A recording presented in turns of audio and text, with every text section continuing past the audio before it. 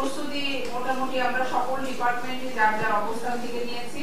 তারপরও আমরা যেটা আমাদের প্রিভিয়াস যে অভিজ্ঞতা আছে তাতে মোটামুটি মনে হয়েছে যে আমরা গতবার যে সমস্যাটা করেছি যে গাছ কাটা, এটার পর্যাপ্ত মানে একটা কোন ইলেকট্রিক করাটা আছে আর কি।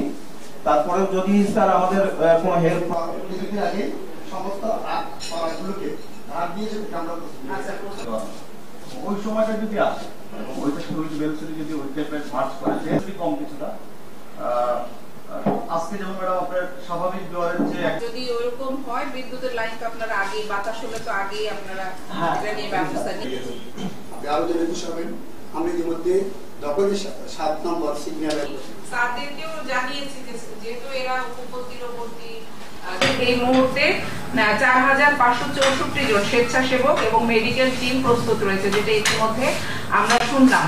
এবং আমাদের যে 3280 জন সিপিপি স্বেচ্ছাসেবক এবং রেড ক্রিসেন্ট সোসাইটির 450 জন স্বেচ্ছাসেবক রয়েছে। এদের মধ্যে থেকে কিছু সংখ্যক কিন্তু ইউনোদের সাথে যোগাযোগ করে কার্যক্রম শুরু করে দিয়েছে। এছাড়া আমাদের বিএনসিসির একটি ইউনিটও রয়েছে এবং রোভার স্কাউটেরও লোকজন আমাদের রয়েছে। তো আমরা আশা করছি ভাবে এবং সন্ধ্যা নাগাদ বা রাত অবধি এটা অতিক্রম করবে। তা আমরা সেটার জন্য সকল প্রস্তুতি নিয়ে সেটা মোকাবেলা করার জন্য সেই মানসিকতা, দৃঢ় মানসিকতা নিয়ে সকলে মিলে কাজ করব এবং এই রিমেলকে প্রতিহত করব।